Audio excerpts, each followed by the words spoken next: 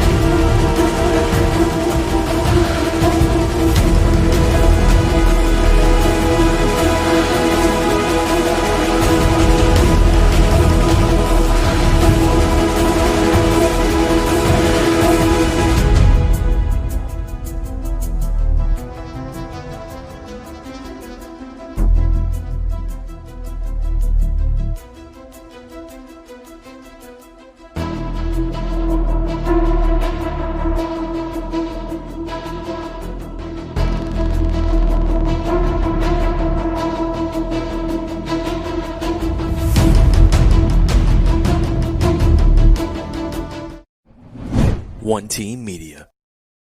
Welcome to the DGD podcast, the Georgia Bulldogs podcast for dogs. From the gun again on first down, fires wide, Juan Daniels, touchdown Georgia. This is your favorite receiver, Juan Daniels, and you're listening to the DGD podcast with my man, Robert Reynolds. Go Dogs! Welcome back to the DGD podcast. As always, this is Robert Reynolds, your host of the show. Hey, the NCDGD is back, guys. Got Hank here from Biscuits and SEC. Great newsletter. Love reading it. So we're doing SEC Roundtable today. But first, before we start the show, look, if you follow social media for the show, you know we've been doing a great reveal here. So without further ado, obviously, if you're watching, you will see the reveal here. As everybody knows, I've made some changes with logos, but I think this one right here is a done deal for me. I think this is something that I can use and pretty concrete. So without, obviously, new logo is the reveal. You'll start to see that everywhere, and I think this will be the final rendition of the logo change for the DGD podcast. But first, let's get to the show here. Hank, welcome to the show. Yeah, Robert, thanks so much for having us. We're glad to be here. We love the show, being sort of trying to cover the SEC as a whole. Your show is extremely helpful, especially on the Georgia side of things. So we're excited. Yeah, no, if anybody hasn't if you're listening to the show, but you don't follow social media for the show, over the weekend, actually, the DGD podcast became a part of One Team Media. Obviously, Biscuits and SEC being a part of that as well. So it's always nice to have, somebody from the fam to come on and sit there and kind of, talk and welcome me into the family per se, as, obviously as the show grows. And look, you're doing yourself a disservice if you don't go to biscuitsandsec.com. Well, obviously we'll talk a little bit about that later, Hank, but look, it's great newsletter for all things SEC, which we're going to do today. But first, as a Georgia podcast, we will start with Georgia. Look, everybody in the media is looking at this being the year for Georgia. Straight out the box, is this the year of the dog? Yeah, I mean, not to sort of go with the consensus here, but I think most of the media is correct. I think it is the year of the dog. I think they're going to beat Clemson out of the gate, which is obviously a huge game and can kind of set the tone for the rest of the season. But even if things go poorly and they don't beat Clemson, I don't think it really has that big of an impact on their season, because I think they should be able to run through the SEC East and get to Atlanta and play whoever comes out of the West. So assuming that's the case, if you win the SEC or if you're in the SEC championship game, you're right where you want to be. You're in it at the end of the year. So I think it is. I mean, they seems like have the quarterback situation figured out for the first time in a while. JT Daniels looks like the real deal.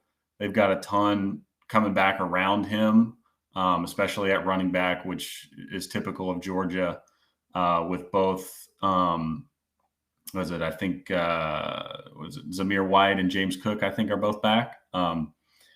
We'll see what happens with Pickens with his injury. Hopefully he can come back and contribute. But, even if he doesn't, or if he's limited, I think Daniels will be able to find the open guy, and Kirby's recruited so well. There's talent there.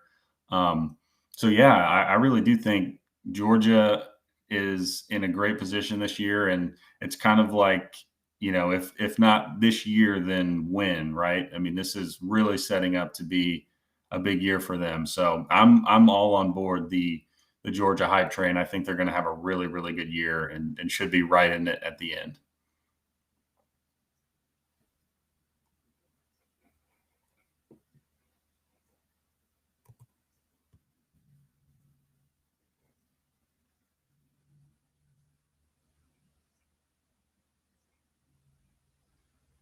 I lost audio.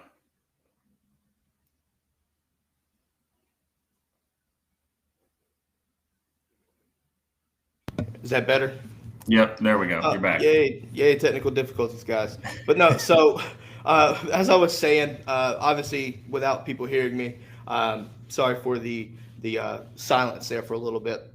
But looking at that right there, I think it is as well. I think the cliche is overdone in regards to, from a Georgia fan base saying this is our year. Look, this, but honestly, looking at this year, you look at what everybody else around you has lost, and really it's prime time for Georgia. There's really no excuses. You bring back what we have on offense, right? You mentioned it yourself. You bring back 2 running backs for their final years, Zeus and James Cook. But then also you have to look at, what you bring in regards to the passing offense, right? The last 4 games of the season with JT Daniels, this offense completely changed. But you can see some struggles. And I think, some factors played into that, obviously with JT coming back from his injury, not fully, trusting, his knee, things like that. But you get a full off season, you get more time to actually practice and instill the playbook. You get chemistry.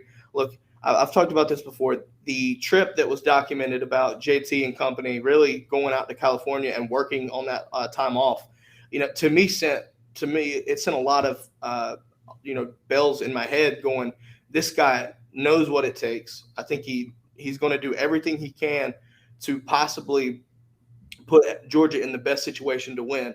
And building chemistry is key, and that's what I took away from that. But you look at the key returning players, like I said, Zeus, Cook, and really on the defensive side of the ball, the biggest one of all, Jordan Davis. You look at Devontae Wyatt. I think Devontae is going to have a phenomenal year. Phenomenal. We know he's good, but I think he's going to even outdo what we expect. You look at that right there, but then you look at the East, right? Our schedule isn't that strong. It seems, Florida lost a lot. There's so many new head coaches in the SEC right now. Bama's reloading. But my question about Bama is how are they going to basically redo that offensive line, because they lost a lot of seniority on that offensive line. Not saying they can't, because I think it's just Bama and they're going to be fine. But that's a hard position really a hard group to replace that leadership and chemistry. So, there's a lot of factors here that factor into this is our year. And I think Georgia has to capitalize on it. And so far from what I'm seeing, even with George Pickens' injury, I think Georgia's taken all the right steps to do so. It's just a matter of when the season starts September 4th in Charlotte, take care of business. I think, looking at that right there, there's a lot of teams, that are replacing, quarterbacks as well. You look around the scope of not only the SEC, but the NCAA, Texas A&M, you're an alumni. Yeah. You lose Kel Lamond. Bama obviously loses Mac Jones, Devontae Smith, Jalen Waddle, which is huge. So you look at C.J. Stroud coming in for Justin Fields. Trevor Lawrence is gone. Travis Etienne's gone. All these elite teams, except for Oklahoma with Spencer Rattler, are having to replace quarterbacks with a ton of experience. Now with very talented quarterbacks, nonetheless, but they still got to gain that experience. I think they'll be fine, but it's just showing you the scope of the NCAA and what Georgia's facing with having a returning quarterback and that's experience, Heisman potential, what that means for Georgia in comparison to the NCAA. That's why I think the expectations from the national standpoint is through the roof for Georgia. It feels as if it's a do or die year for Georgia. Yeah, I think you nailed it. Like you said, even looking at the broad picture outside of the SEC, Georgia has one of the best quarterbacks returning.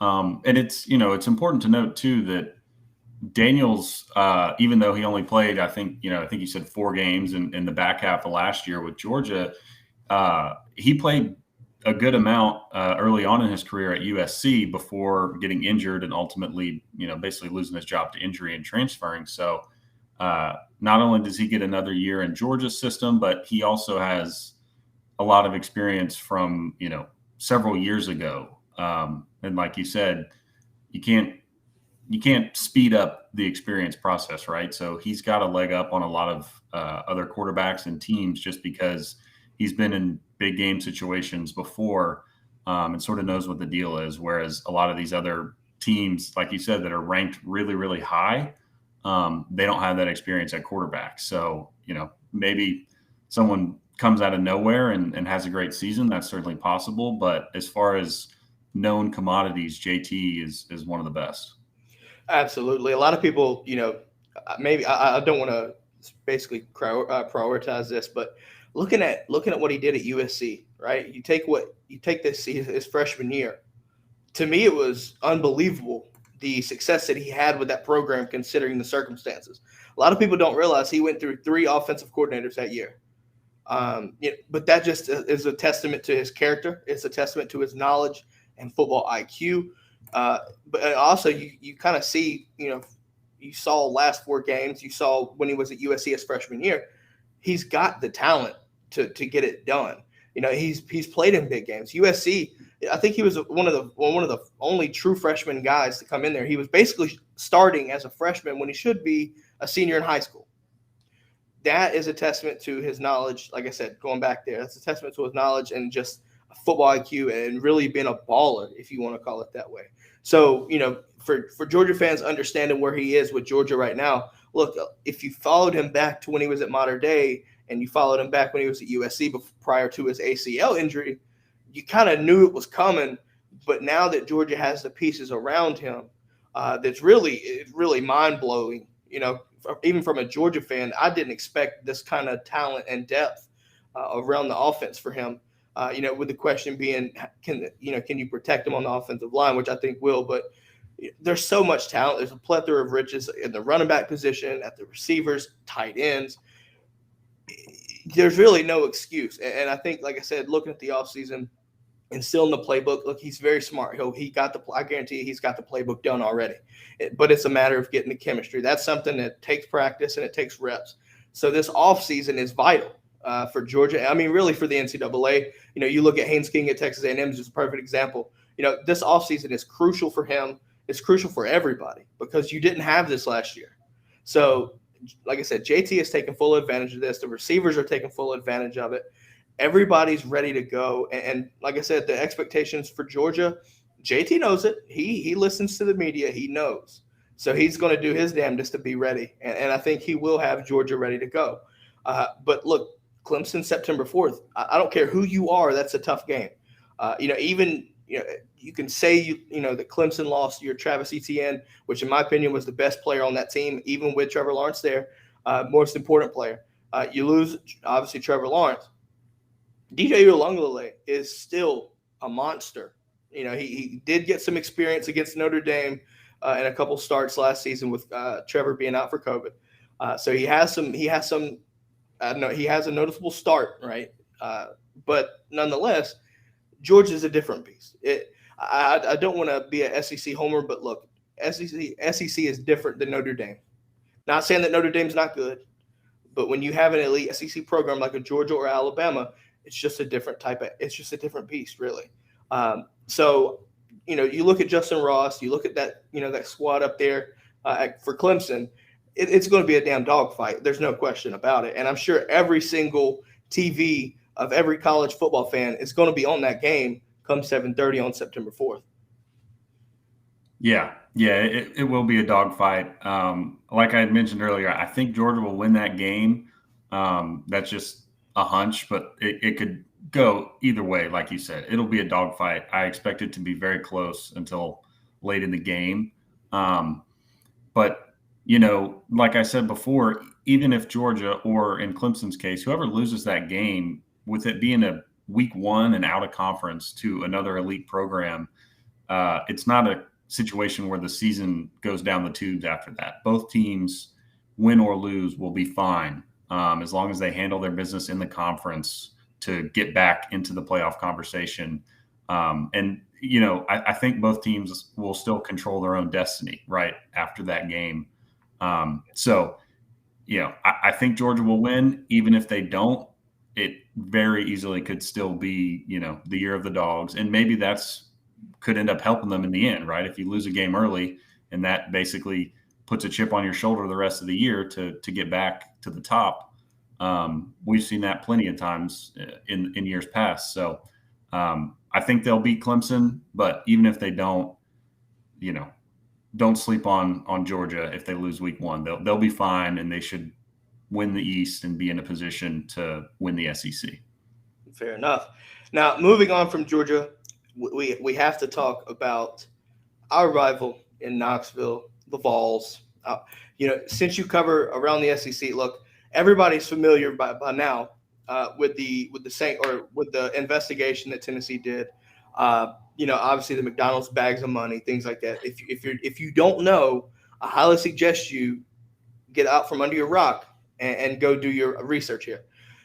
So, have you heard any updates regarding the investigation? Look, and before I do this, I'm going to shout this out here. The NCAA is the most incompetent bunch of individuals forming I guess you could say, a governing body within an organization you could imagine. This isn't even SEC related, but the Baylor situation from yesterday just proved my point, how incompetent this group of people are trying to govern these rules. It's really laughable, the findings and the result there. It's not. I don't look at it in a sense of for the victims of these for these allegations. I think it definitely didn't do them justice at all. But it shows you that the NCAA, in my opinion, is about to be done for good. And I think you're going to look at it. It's just kind of a dog-eat-dog world in regards to these conferences. But let's go back to UT. Have you heard anything regarding the UT investigation? If there's possible sanctions, I know. I think everybody's still waiting. But have you heard any updates to that yet, or no? I haven't at the moment. And to go off what you said, I think, really the reason we haven't heard much is because the NCAA is so inept. It seems like these scandals, whenever they come out, it's a big news story. Everyone's, we can't believe they were paying recruits, or, like North Carolina, they're all cheating or whatever. There's been plenty of instances of big scandals, news stories, and then the NCAA comes in to investigate, and it takes years to get done. And when they release their findings or sanction, not all that much happens. I think this case could be a bit different because they are talking about recruiting violations, which historically the NCAA has been a little more harsh on. Like you said with Baylor, I mean, that was just a complete a complete laughingstock. It took them 5 years to come up with basically no penalties, and they told the university that they didn't have jurisdiction over the events that happened, which is fine if you don't have jurisdiction, but why does it take you 5 years to come up with that? So it's ridiculous. It really is. I'm with you 100% there. Yeah. So I think in Tennessee's case, especially with it being recruiting, there will be some sanctions, but I really don't know. The timeline is just hard to say. Especially with the NCAA. Yeah. So I would expect something to come down. And that's, that's kind of the biggest problem is, in my opinion, is the timeline, right? Assuming the allegations are true, if Tennessee was, paying recruits and cheating, regardless of, whether you want to get into a debate about every program doing that, which they probably do. Either way, Tennessee got caught, is against the rules. Yep. It's fine to punish them, but get it done, because right now, Josh Heupel's coming in there and he's got a program to run and he's trying to turn a program around. But until the NCAA rules on this, he's just got this black cloud hanging over his head. And every college is going to recruit against it. They're going to use it for recruiting. Yep. Exactly. You can't tell a kid, hey, come play at Tennessee if in his freshman or sophomore year, the NCAA might come down and ban him from the postseason. Well, that's not fair to him. So, like I said, I think I haven't heard any updates on it. I wouldn't expect to hear an update for a while, given the NCAA's track record. I just wish they would get it done. And if Tennessee needs to be punished, punish them, move on. Don't drag it out over a couple years and hurt the players that had nothing to do with it, right? Because the longer it goes on, the more new faces are on campus. Josh Heupel didn't have anything to do with it, but he's the one who's going to get punished for it. Yeah. Sure. So I don't know. I'm with you. I think the NCAA is completely useless and on its way to being disbanded, or football maybe separating. That's a longer debate for another day. But on the Tennessee case, haven't heard anything concrete, and I wouldn't expect to for a while. Yeah, I'm with you right here. You kind of, if you're a program, right, I think you want to hear results sooner, because you can work, you can take it and run with what happens. Just looking at it though, the longer it sits, back when UNC was going through that academic stuff, it was getting used against them. You heard a lot of people really, like, especially in the Chapel Hill area, really against this, what is taking so long. And obviously, like I said, the entire time you're going to see people recruit against that. But like, look, you can go there, but are you sure you really want to? You don't even know what's about to happen. Like, you probably won't even get to play in a playoff game. Even with the playoff expanded to 12, like, you probably will have bowl bans, like, things like that. So it's always nice to see these things get over and just get it done with. Especially with the NCAA. They'll you sit there and sleep on a couch, your ass is grass. But you go and sexual assault somebody, and what's going on, guys? I don't know what's going on. Right. So that's why I just look at the NCAA. It's just it's so inept, like you said.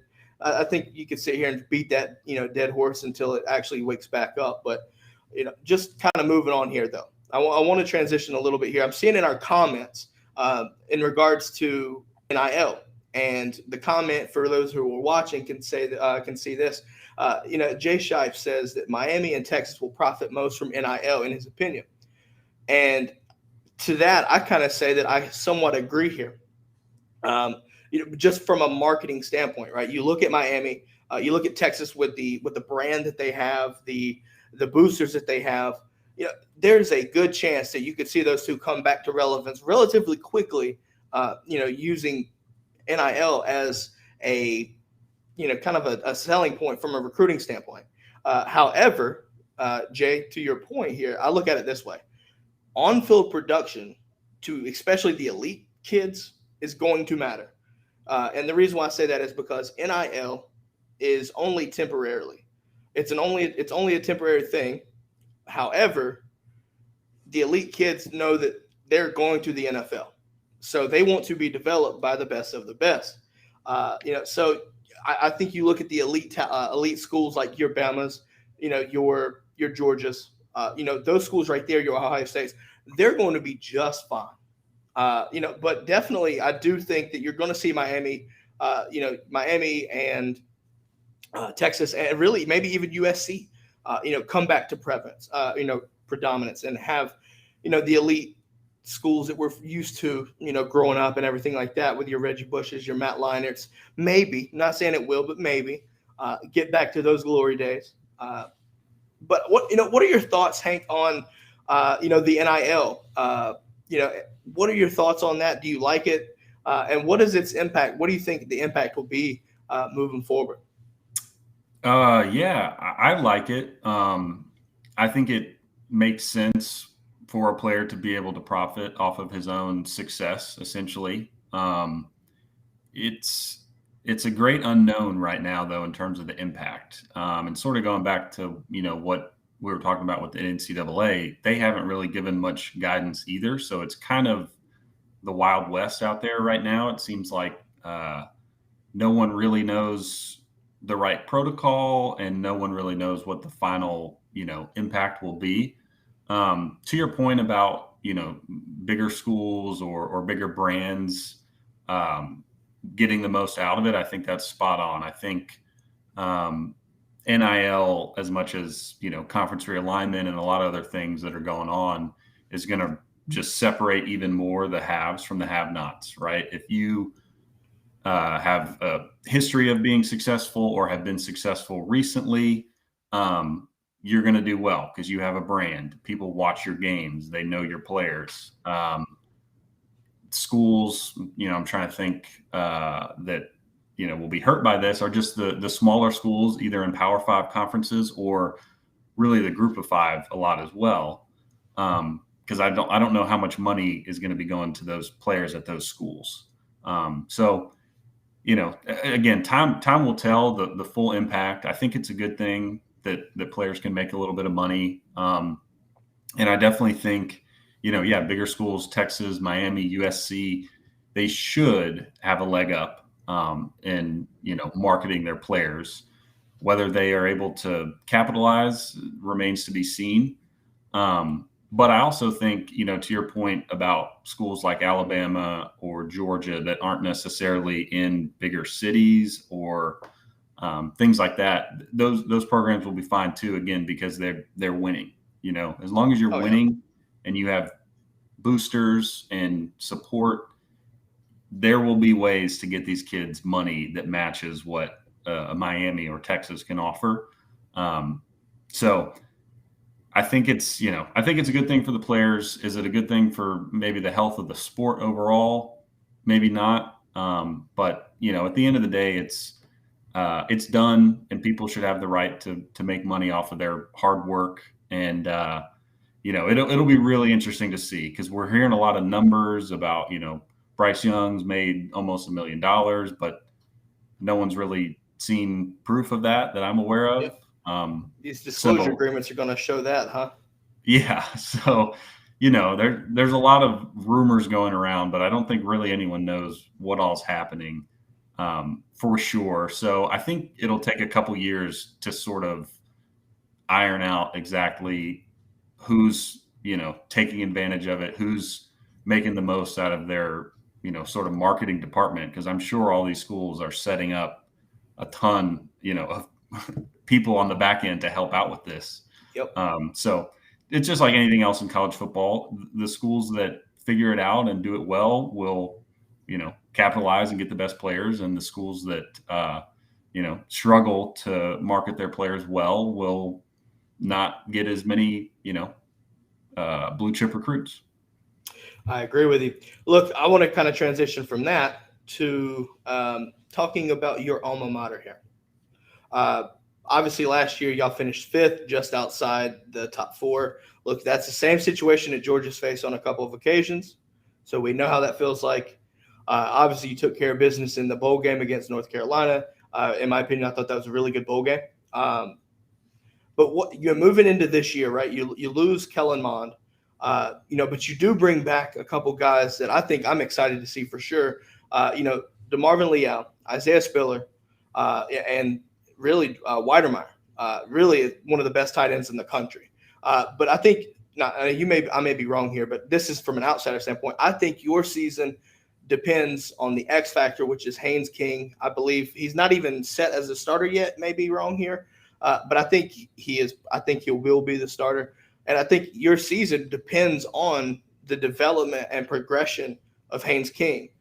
But since you're a Texas A&M alum, what are your thoughts on the season for A&M? Yeah, you pretty much nailed it. I think overall, talent-wise, returning A&M, this is on paper should be one of the best teams we've had in a while. We have a ton of starters returning, especially on defense. I think we have 9 from, I think, yardage-wise, what was the best defense in the SEC. So we should be very, very strong on defense. That includes a couple of super seniors who, would have normally graduated and moved on, but decided to come back. So a ton of experience on the defense. I think DeMarvin Leal has the potential to be a high first-round pick. So he should really be a pain in every opponent's offensive backfield all season. And like you said, on offense, we've got Isaiah Spiller coming back, Jalen Weidemeyer, and our receiving core last year, production-wise, was not that strong. We didn't have a ton of big plays. Jimbo's offense, I think, in a lot of ways was designed around the run game, the tight end pass, and sort of short to intermediate throws. I'm hoping they opened it up a little more this year. I think it remains to be seen who from that wide receiver group can step up. But similar to other positions, everyone's coming back. So they have a ton of experience. All the guys that played last year are coming back. Caleb Chapman, who had a big game against Florida, but then tore his ACL, he'll be back. So there's a ton of bodies on the outside. It's just a matter of if they can step up, and then a matter of who's throwing them the ball. So like you said, Haynes King is probably the odds-on favorite to win the job. He has not been named the starter. There's another kid, actually out of Georgia, Zach Calzada, who is competing for the job. I think Haynes will win it. He's a bit more mobile. So he just adds that X factor that Calzada doesn't quite have. And with the offensive line, we did lose 4 out of 5 starters. So being mobile, especially early in the year, will probably be very helpful as the offensive line gels. So I think Haynes will win it. And then, exactly what you said, it sort of hinges on Haynes or whoever starts what they can do, because the talent is there around them. So it's just a matter of not turning the ball over, being consistent. And I think, Kellen was an extremely steady force for A&M, especially last year. He was very consistent, didn't turn the ball over much, but he was also someone you knew what you were getting. He had a pretty clear ceiling. And what's exciting, as an A&M fan, is we don't really know what Haynes King's ceiling is. So I'm not necessarily expecting him to come in and light the world on fire, because it's a tough league and he hasn't played before. But it's also exciting to know that maybe he can come in and take the quarterback play to another level. So yeah, there's a lot to be excited about, but it's always nerve-wracking breaking a new quarterback in the SEC. There's no line. Definitely. Probably the most nerve-wracking in all of college football in that conference alone. So, looking at Haynes, though, I think, like you said, Kellen, in my opinion, was very consistent. He was a true game manager with enough athleticism to make the plays to win games. So it's not like a true game manager like you would see maybe like Alabama in the past, in my opinion. Right. He could do more than that. Definitely athletic enough to make runs and things like that. He can do more than game manage. But he wasn't one of those guys that had, elite arm strength, even though he could throw the ball down the field. He didn't have nothing that truly stood out like, holy shit. You look at Haynes King, though, and like you said, you bring that athleticism. To me, looking at it right here, I'm gonna do a weird name drop here that I don't think he hits this level, but it's definitely interesting to see what kind of player he becomes. You have Kellen, which was kind of that, in my opinion, was a little vanilla, but he was consistent and he won y'all games. Right. What kind of athleticism, is it? It's not probably the same, but do you think you could see a little glimpse of maybe Money Manziel with Haynes King? Not saying that, like I said, don't take me here that I'm comparing the two. I'm just curious to see if you see that kind of athleticism, and really you look at Manziel with the game. He just made plays. It was just insane to watch. But that was pure athleticism and talent too, and it made A&M a true threat to anybody, right? So you look at that right there. The potential could be there, but like you said, it's so anxiety. It just drives your anxiety, right? Because you don't know what you're getting yet. And it's just so interesting here. But we're going to go to a comment here. Our friend in the comment section, Jay here asks what our thoughts are about new AD at Mizzou.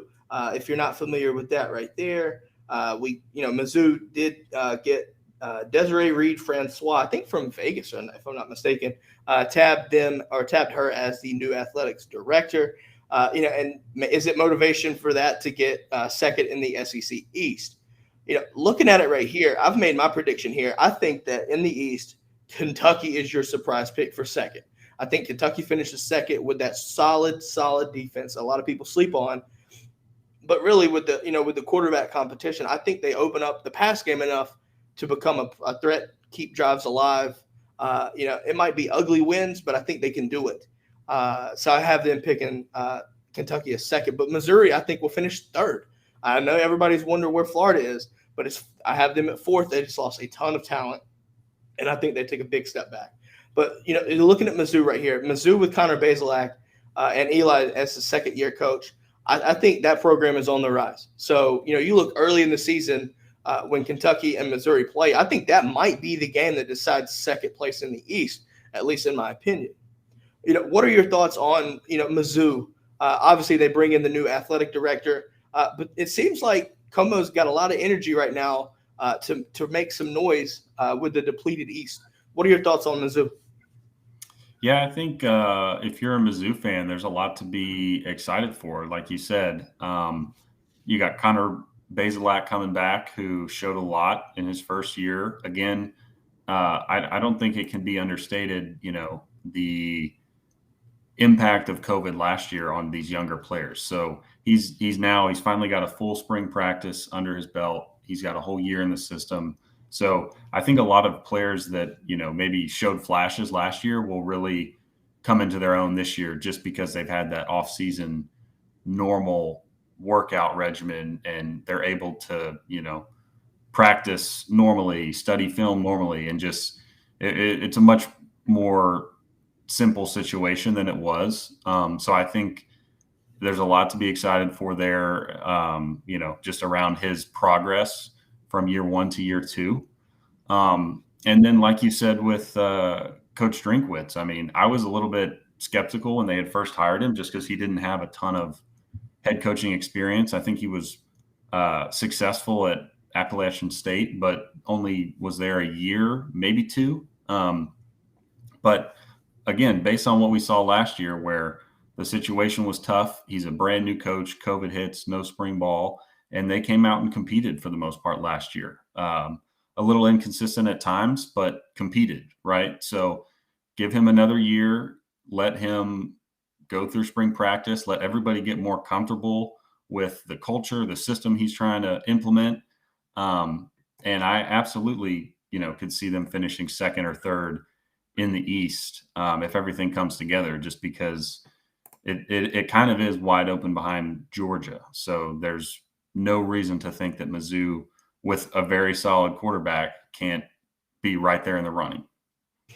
I agree. Looking at it might be weird to say this, but obviously after Georgia there is a significant drop off in my opinion. But when you talk about it being wide open, to me that makes it entertaining. Even if the product of the teams aren't the greatest of what they could be, it still makes it entertaining football, which it's going to be fun to watch the SEC this year anyway. One of my main things, look, you're going to have true crowd noise, potentially at 100%, right? Let's hope that COVID doesn't kind of push this back here. We've made progress to try to get 100%. Let's just make it happen and do it the right way. But nonetheless, looking at the situation here, we're going to do a quick rapid fire here. I think we're going to do a few questions, rapid fire. I want to get your thoughts. I'll give my thoughts here. And obviously, people in the chat, feel free to comment your thoughts on these questions. Like I said, it's going to be rapid fire. But I think there's some good questions here, and I want to pick your brain here. So the first question that I have, the SEC upset game of the year, what is it? Well, I'll probably get a lot of shit for saying this as an Aggie alum, but I do think October 9th, Alabama travels to A&M. I think A&M will win that game. I'm not saying A&M is going to win the West, but I do think they'll win that game.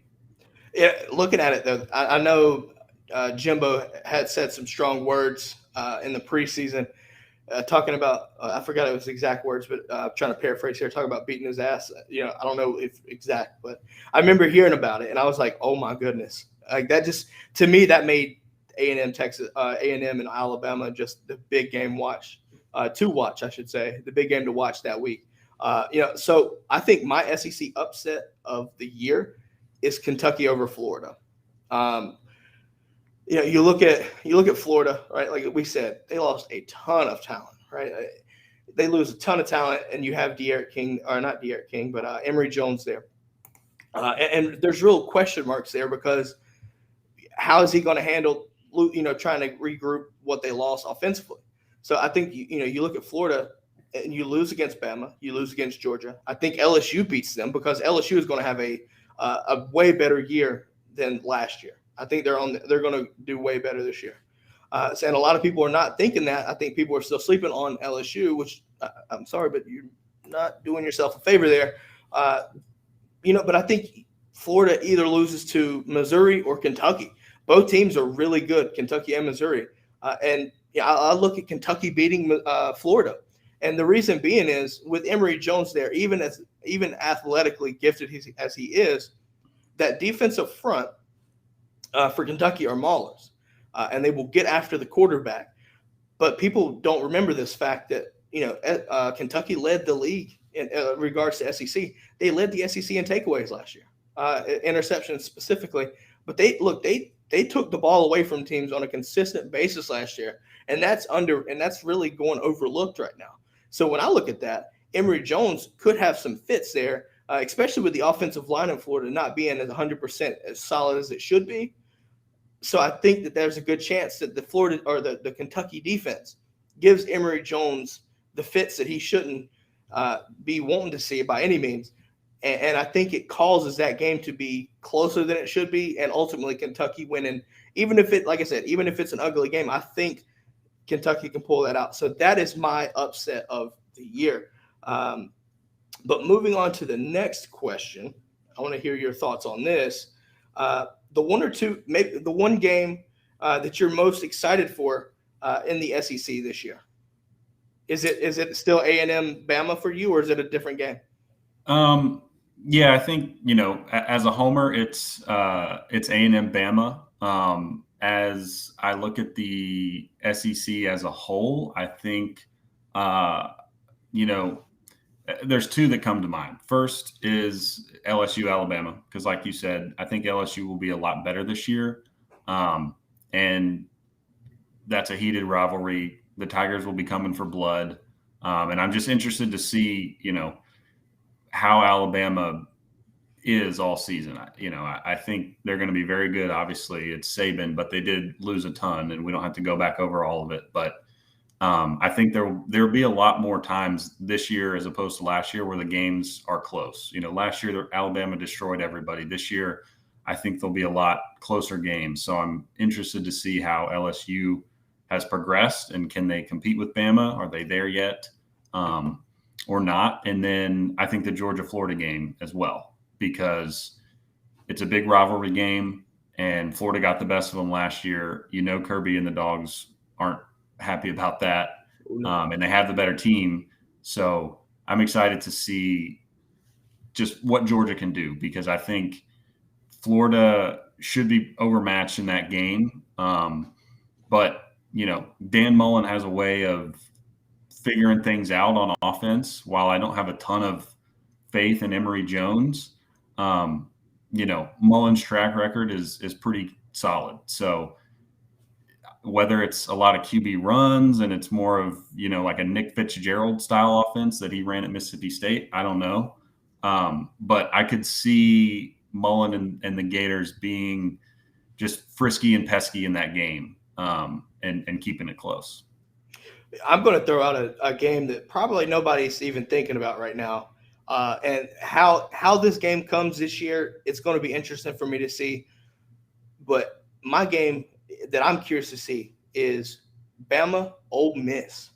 And the reason why I say that is because if you're not familiar with that game last year, I suggest you go watch it, because Ole Miss threw the kitchen, or I would say they threw everything at them and put up so many yards of offense on the Bama defense. And I think that's a testament to Lane Kiffin understanding his offensive mindset over, Nick Saban. Not saying that he got the best of him by any means, but he definitely caught everybody in the nation off guard by throwing that much out there. Obviously they bring back, Ole Miss brings back Matt Corral. John Rice Plumlee is an X factor there. That's a multi-tool there.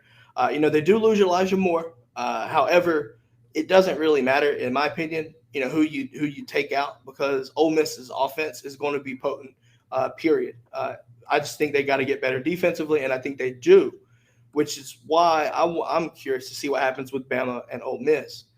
I may be wrong here, and the game may be, one of those ugly games that get out of hand, but I do think the intrigue from last year is why this game is going to be one of my most important games to watch from an SEC standpoint.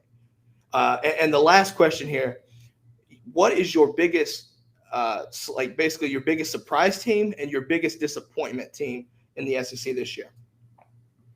So I think, maybe this is a cop-out, and we've already talked about them, but as far as a surprise team, I guess it would be LSU. Maybe that's not that big of a surprise, more of a rebound, but as you said, I think they'll be a lot better this year. So, in the West, I think that's my, surprise team. In the East, I liked your Kentucky pick. I think Mark Stoops is doing a great job. Their defense should be good. Their offensive line should be good. They've got a transfer quarterback, I think, by the name of Will Levis, who came from Penn State. So If he shows anything, then Kentucky should be pretty good. And then, disappointing team.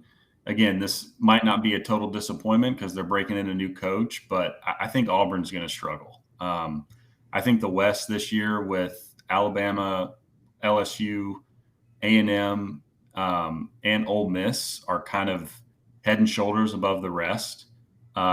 Arkansas is not a pushover. Mississippi State is not a pushover. So when I look at Auburn's schedule, especially with that crossover game against Georgia, a lot of those games are either most likely losses or kind of toss-ups. And I don't have a lot of faith in Bo Nix that he's all of a sudden going to reach his potential, especially with another coordinator. I think this is his third coordinator in 3 years. So I think it's going to be a tough year on the Plains for Auburn. I just don't see a ton of wins in that schedule for them, especially with a new coach and a new system. So I think they're in for a long year. Not saying that Harsin was a bad hire or that, they're going to be in the dumps for several years, but I think this year especially it's going to be hard. Looking at it right here, I like your picks there. Like I said, obviously going back to the Kentucky pick. The Auburn pick I'm curious about because, there's so much intrigue there with, TJ Finley transferring over and creating this, maybe not even a true quarterback controversy. Looking at Bo Nix right there, with Gus Malzahn there, it really was interesting to see him because it was like, read one check and then run with your feet to make plays.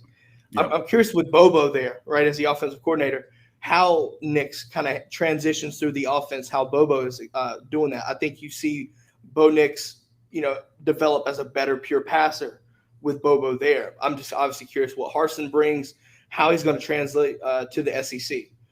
But for my sleeper pick, I'm going to say Arkansas. A lot of people, I think, are sleeping on Arkansas because of the years past. People look at that same offense, the defense, and that team in general that didn't win a single SEC game in 2 years straight. However, you take what Sam Pittman and Browse and Odom there as the coordinators. Look, those were the best hires that Sam Pittman, being his first year, could have made, and it paid off. Prior to the season last year, I was under the impression that if Sam Pittman won 3 games last year, he would. That's all you needed to show that the program is changing, the culture is changing, and he showed it throughout the year, and he's still doing it now. That culture in Arkansas and Fayetteville, it's changing, and they played tough defense. They Felipe Franks had them in positions to win. They could have went 5-5. There was a couple games where I felt like one game they were cheated, and second off, it was so close that it really just a matter of a field goal away. Yeah, that team's on the rise, and Georgia fans understand of it from first playing them first. I looked at it as that's just a damn good defense because we were under the impression that obviously we didn't have JT there, and we struggled with Dwan, and then it translated over. We were losing at half, and then we pulled away. But a lot of people forgot about that until you watched Arkansas play, and I was just like, yeah, that team's for real. They bring in KJ Jefferson now. You have, Mike Woods from Oklahoma, I think it was, or no, Mike Woods transferred out, I think it was. Right? Yeah. So you lose some players, but you gain some players, and look, that team's going to be a problem. And Georgia, if you're a Georgia fan in here, mark that game down because that is a game you're going to want to bring your A game on because they will come at you, they will play you physical, and if you don't watch your back, you will lose this game. You will lose that game if you don't come and bring your A game on that because that defense is tough and that offense with KJ is going to be interesting to see. And I think with the schemes and like I said, the coordinators there in Browse and Odom, look, that team's ready to go and they've got momentum. Even if it is 3 wins, they've got momentum on their side in Fayetteville. It's going to be a game. In regards to my sleeper team, or not my sleeper team, in regards to my disappointment, I'm going to have to say Florida. And the only reason why I say Florida is because where they are in the eyes of the media right now and my uncertainty with that entire offense, really. Well, the team, really, because that defense was atrocious last year. It's definitely not the standard that Florida wanted. It really wasn't. They played well offensively. They had a historic offense, in my opinion, but they still somehow found a way to fumble it and come up with 4 losses after the bowl game loss to Oklahoma. Not even a loss. That was an annihilation. But nonetheless, my disappointment is Florida because, they're where they are in the media and how the media views them compared to, in my opinion, the reality of having to rebuild that kind of production because they lost a ton of production. And I just don't know if the pieces are there to replicate. They'll replicate some of it and get some of it back. I don't think they come close to getting all of it back from a production standpoint, regardless of who you put out there. I look at DeMarcus Bowman. DeMarcus Bowman is going to be a problem there. I think so. At running back transfer from Clemson, I think he can cause problems there. You have to respect Mullen as an offensive-minded coach. I understand that. I'm not knocking Mullen 100% of the time. I do like his offensive mentality. He's a great offensive mind. But Todd Grantham could be seeing his way out of Florida after week 3, depending on how that game against Alabama goes. Because if Alabama comes into the swamp and drops a 50 bomb on you after the season that your defense threw up and produced last year, are there any more excuses why he needs to be there? Because you let go of you let go of Torian Gray, goes to South Carolina as already a big pickup in regards to recruiting, and you let go of the secondary coach, but you kept Todd Grantham there. So there's no excuses for that.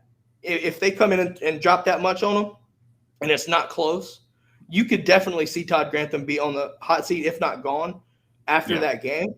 And you're talking about a domino effect for your season. That could be it. However, I think that if they let go of Todd Grantham, I think they become a better defense. Just saying, it's one of those things where I just feel that way because Todd Grantham's defense is so predictable. It definitely is complex for young quarterbacks. But if you have a competent quarterback, it's too predictable and you can just pick it apart. And Georgia has shown the textbook example of how to do that for years now. So after week 3, depending on the situation, there's a good chance that Todd Grantham might not even be in Gainesville. And then what impact does that have on their season? Do the dominoes start falling, or are they able to rebound and pull away from, pull something out of that? I think that's why I think Florida is my disappointment. And it's all because of the media and how high the media is still on them because of their production last year. But but I feel like the media doesn't put emphasis on how much they really lost. But let's transition here to Biscuits and SEC. In my opinion, a great read every time you get it. Tell people about Biscuits and SEC. However in depth you want to go, tell people more about it. Like I said, obviously now we're part of this one team, so obviously I'm going to let you take it away and tell people about Biscuits and SEC. Yeah, absolutely. Really, we're just an online blog, right? So the website is biscuitsandsec.com, and we have a weekly newsletter at the moment. It goes out every Wednesday, just talking all things SEC. During the season, so coming up here shortly, that will ramp up, I believe, to 3 days a week, Monday, Wednesday, Friday. We started the website last year, my brother and I, and, I think like a lot of people, it was during the pandemic, we were bored. We love talking college football. So we started a blog. Really what we try to do is just give people the fans' perspective on the SEC. Obviously, we're not, big time experts. And we try to write a little bit more in-depth posts and incorporate some humor in there. So we thought a lot of the college football media, SEC media, was a little bit stale. Some of the things that sort of drove us crazy were you'd see like a headline about breaking news or something, and you click on the article and it's like 200 word, one paragraph, basically expansion of the headline, like this kid's transferring and we'll see what impact it has. And we just kind of felt like, well, give us your thought on what the impact is going to be and, get a little bit more into it rather than just try to get people to click on the article and, get your page views up or whatever. So that's our goal. Like I said, we want to be, giving you the fans' perspective, but also really giving you our opinion and trying to write a little bit more in-depth, posts rather than just a quick headline with 1 or 2 paragraphs on a subject. If you're interested, best way to find us is either, biscuitsandsec.com, or we're on Twitter and Instagram at Biscuits and SEC, probably most active on Twitter. So if you want to shoot us a DM or whatever, we're on there constantly, as I know you are as well. So that's the best way to get a hold of us. I'm going to add on to it. For those that are not familiar with the DGD podcast website, you can also find their work, Biscuits and SEC's work, dgdpodcast.com. If you look at the top or through the navigation, find one team. If you click there, you will be able to go straight to biscuitsandsec.com. So that is another outlet for you to find Biscuits and SEC and to subscribe to the newsletter. Hank, look, thanks for your time there. I love doing the SEC Roundtable. There's so much going on. Obviously, the season is right around the corner. I can smell it. I don't know if you can. I definitely can. I'm sure everybody else that's listening to this is more ready than anybody else can be. You always hear it's the most wonderful time of the year around Christmas time. I think that song needs to be switched over to September. Just saying. But nonetheless, look, thanks again for coming on. Look forward to read more of your newsletters. Like I said, go to biscuitsandsec.com. Subscribe to the newsletter. You will not be disappointed. I promise you. Look, talking about Texas and Oklahoma recently, joining the SEC, there's a lot more. That's just the main thing that I've read and enjoyed that. But look, hey, man, I'm going to let you go. Thanks for coming again on the show. I look forward to doing it again sometime. Yeah, Robert, thank you so much. Really appreciate you having us on and all the kind words. I'm always happy to come on and talk ball. We love it. Hey, that's what I'm here for, man. I know this is a Georgia Dog podcast here, but I'm going to tell you right now, I like digging around the SEC because at some point, Georgia fans knows this, we're going to be playing each and every SEC team. So it's always important to stay up to date with these teams because you never know. Even if it's in the West, you could always see them in Atlanta. So it's always important to stay up to date on your teams around the SEC. All right, man. Look, Hank, I'm going to let you go. I'm going to wrap this up here. Guys, look, obviously, if you saw the reveal, if you missed the reveal is the new logo, which I'm going to bring it back up on the screen for those watching.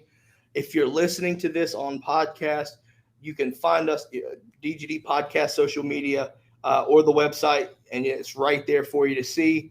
I hope everybody enjoys the new logo, as well as the show today. I hope everybody enjoyed it. It seems like the chat here was lit, as kids like to call it. And so thanks for everybody for joining in and really having a great conversation in the chat. Kind of helps us read things and build off of that. So I wanted to thank everybody for coming on, listening today. I hope you enjoyed today's content. Hank, like I said, pleasure having you on, my man. But this wraps it up for this episode of the DGD podcast. Go Dogs.